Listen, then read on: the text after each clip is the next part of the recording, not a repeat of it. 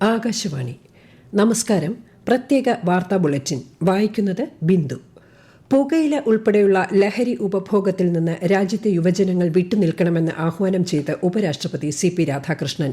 രാജസ്ഥാൻ സന്ദർശനത്തിന്റെ ഭാഗമായി ജയ്പൂരിലെത്തിയ ഉപരാഷ്ട്രപതി ഭഗവാൻ മഹാവീർ ക്യാൻസർ സെന്റർ സംഘടിപ്പിച്ച ക്യാൻസർ അതിജീവിതരുടെ കൂട്ടായ്മയിൽ പങ്കെടുത്തു സംസാരിക്കുകയായിരുന്നു.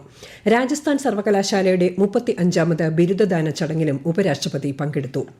പശ്ചിമബംഗാളിൽ രണ്ടാംഘട്ട നിയമസഭാ തെരഞ്ഞെടുപ്പിലേക്കുള്ള പ്രചാരണം ശക്തമാക്കി രാഷ്ട്രീയ കക്ഷികൾ.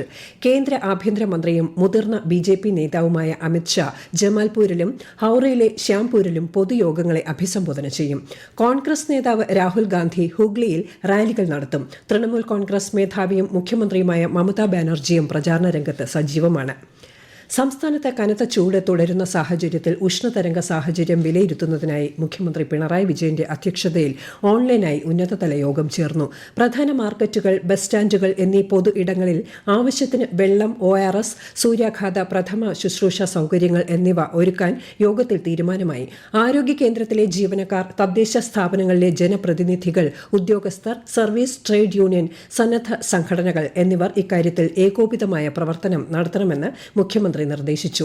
അത്യാവശ്യ ഘട്ടങ്ങളിൽ തീരുമാനങ്ങളെടുത്ത് നടപടി സ്വീകരിക്കാൻ ചീഫ് സെക്രട്ടറിയെ യോഗം ചുമതലപ്പെടുത്തി. മന്ത്രിമാർ, സംസ്ഥാന പോലീസ് മേധാവി, ജില്ലാ കളക്ടർമാർ തുടങ്ങിയവർ യോഗത്തിൽ പങ്കെടുത്തു.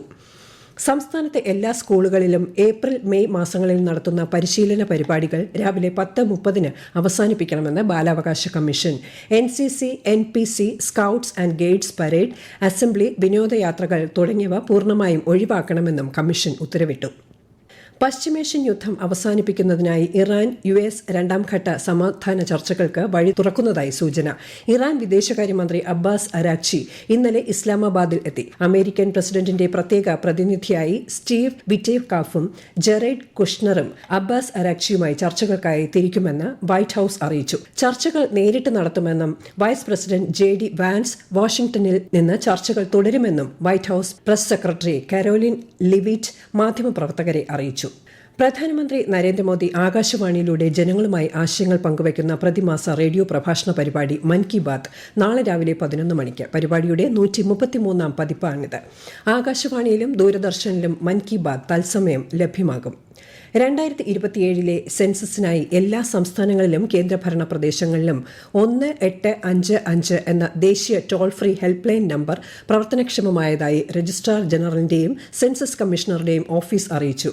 വീടുകളുടെ പട്ടിക രേഖപ്പെടുത്തൽ, ഭവന സെൻസസ് എന്നിവയെക്കുറിച്ചുള്ള മാർഗനിർദ്ദേശങ്ങൾ പ്രാദേശിക ഭാഷകളിലും ഇംഗ്ലീഷിലും ഹെൽപ്പ് ലൈൻ നമ്പറിലൂടെ ഉറപ്പാക്കും. തൃശൂരിൽ പൂര വിളംബരമായി.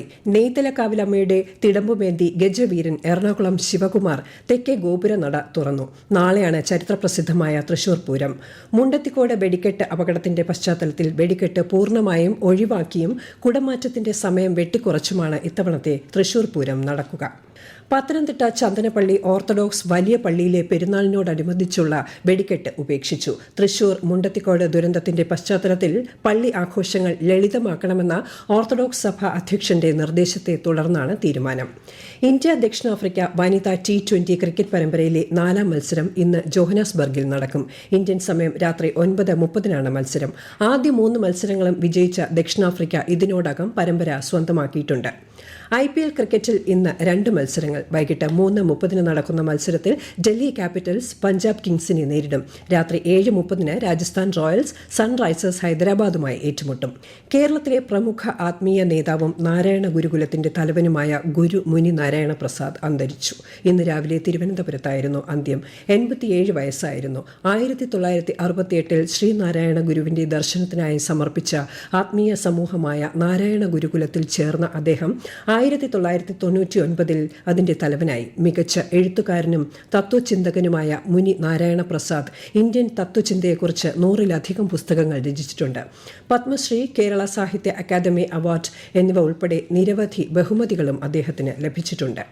സംസ്ഥാനത്ത് പീക്ക് മണിക്കൂറുകളിലെ വൈദ്യുതി ഉപയോഗം കൂടുന്ന സാഹചര്യത്തിൽ വൈകുന്നേരം 6-നും രാത്രി 11-നുമിടയിൽ വൈദ്യുതി ഉപയോഗം പരമാവധി കുറയ്ക്കണമെന്ന് നിർദ്ദേശിച്ച് KSEB.